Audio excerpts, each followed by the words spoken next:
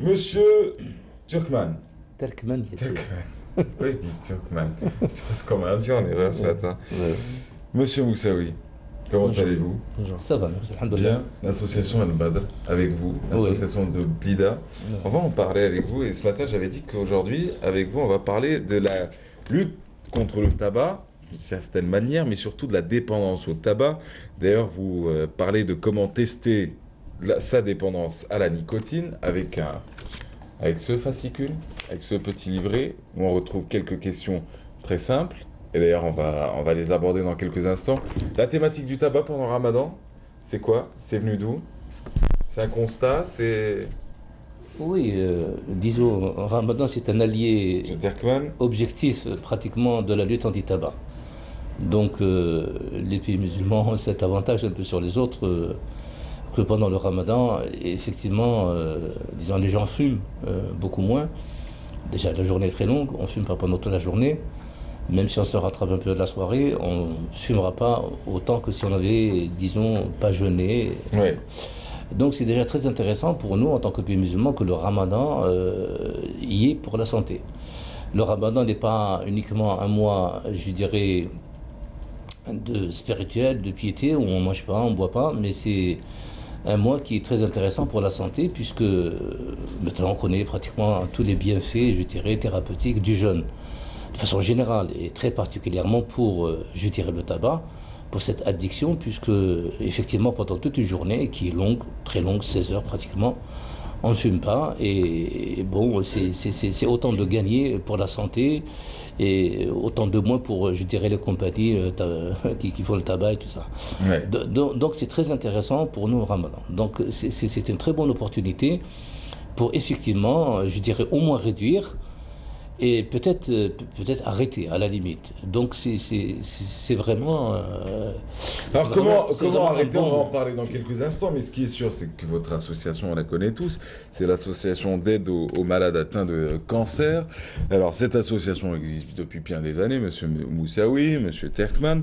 L'association Al-Badr donc œuvre pour la lutte contre le tabac, mais pas que. Pendant ce mois de Ramadan, j'imagine, ou est-ce que vous axez tout sur le tabac? Non, on fait notre activité, pas que le tabac.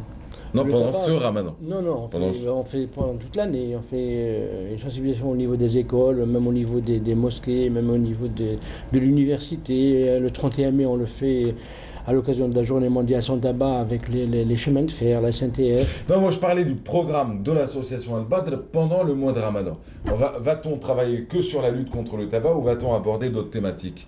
Non, bon, il y a l'activité, je dirais, régulière et la lutte anti-tabac. Donc, juste avant Ramadan, avec le président, Dr Moussaoui, il y a une réunion qui a regroupé, je dirais, les imams, quelques imams en tout cas, d'une mosquée, voilà, et qui ont été briefés et qui ont eux-mêmes repris pratiquement avant le début du mois de Ramadan, dans un des prêches, effectivement,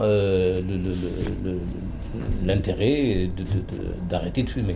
Et le Ramadan s'annonçant comme étant proche, très proche en tout cas. Les questions, l'une des questions qu'on voulait vous poser ce matin, c'est cette question relative donc au tabac, ça on l'aura compris, c'est la thématique avec vous, c'est le jeûne et les dangers de rompre le jeûne avec une cigarette. C'est quoi? Ça coûte plus cher pour la santé? Ça coûte moins cher? C'est quoi? C'est pareil que fumer une autre cigarette? Ça coûte toujours très cher, fumer une cigarette. Oui.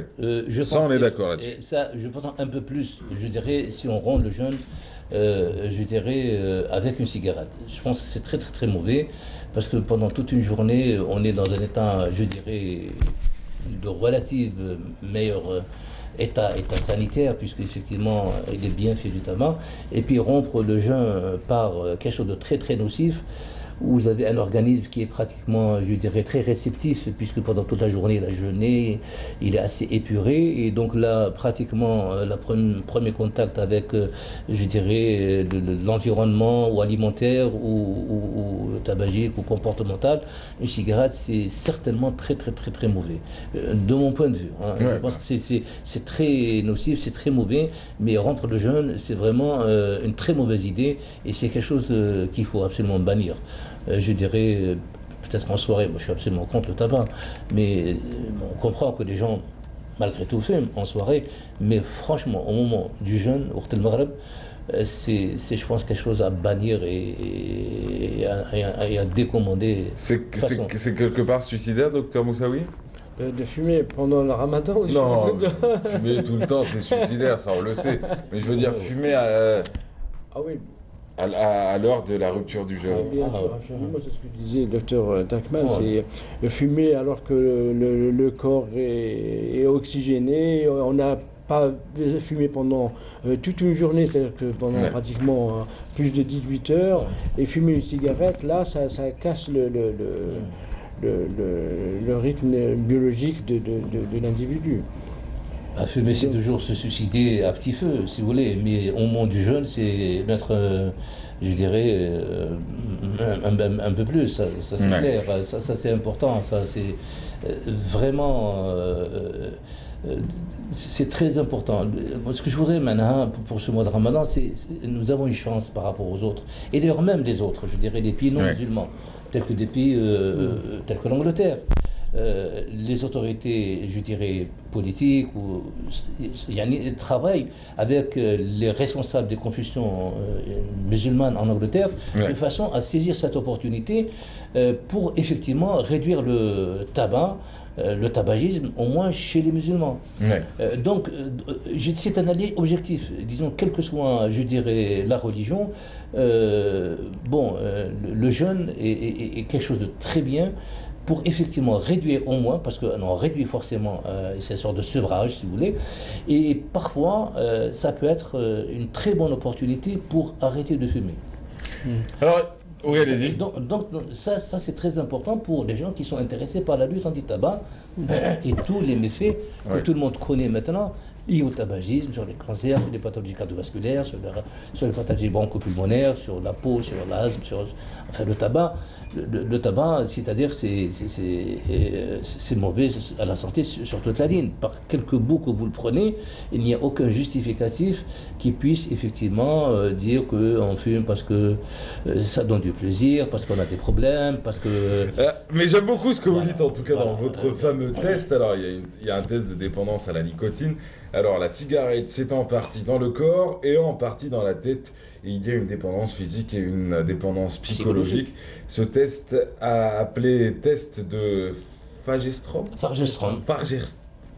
Fagerström, permet d'évaluer le degré de dépendance physique à la nicotine. Combien de temps après vous être réveillé, fumez-vous votre première cigarette? Alors là, vous avez 4 propositions, 5 minutes, 30 minutes, 31 à 60 minutes ou 60 minutes après 60 minutes tout court. Et là, vous notez, vous avez soit 3 points, 2 points, soit 1 point. Et puis en fin de compte, après plusieurs questions, dans une autre, quelle cigarette trouvez-vous comme indispensable? Combien de cigarettes fumez-vous chaque jour? Ou encore fumez-vous de façon plus rapprochée dans la première heure après le réveil que pendant le reste de la journée? Alors là, vous cumulez les points et puis vous comptez. Si vous avez entre 0 et 2 points, pas de dépendance. Entre 3 et 4 points, dépendance faible, ça veut dire qu'on peut arrêter facilement, c'est ça, quand on parle de dépendance? Oui, c'est ça. C'est-à-dire on est plus ou moins accro, si vous voulez, à la cigarette. Donc ça permet un peu d'évaluer, de situer la dépendance, parce qu'on n'est pas tous dépendants de la même façon à la cigarette, comme pour d'autres addictions, de façon générale.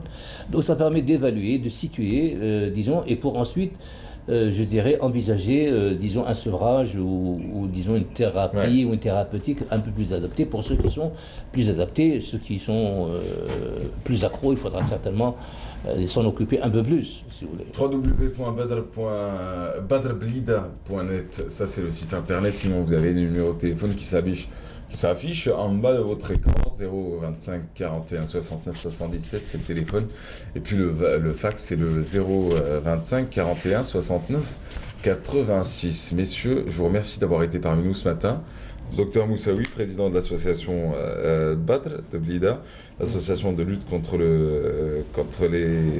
l'association d'aide aux personnes malades et atteintes de cancer. Et puis aujourd'hui, on a parlé du tabac et du tabagisme, et vous dites, en tout cas vous le dites dans ce fascicule, avant tout, sans motivation, rien n'est réalisable en fin de compte. Docteur Terkman, merci. Je voudrais dire bon Ramadan à tous et à tous les fumeurs, mais sans cigarette, Mais sans de préférence. Tout Voilà. court. Merci encore. Bon Merci Ramadan d'avoir été pour parmi tout le nous ce monde. matin. Et la matinale continue sans plus tarder. On va parler de quatrième art, tiens.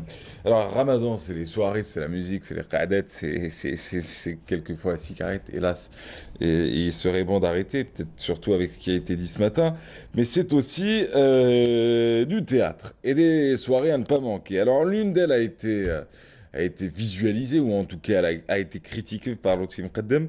Ça s'est passé à la salle El Mougar, lui a assisté à cette soirée. Il a beaucoup aimé, parce que qui dit critique dit forcément positif et négatif, et pas que négatif, contrairement à ce qu'on croit. Et lui a assisté à une pièce de théâtre, Wazir ou Rabbi Kbir. Ça donne quoi? Ça donne sûrement la vérité, mais en image cette fois-ci.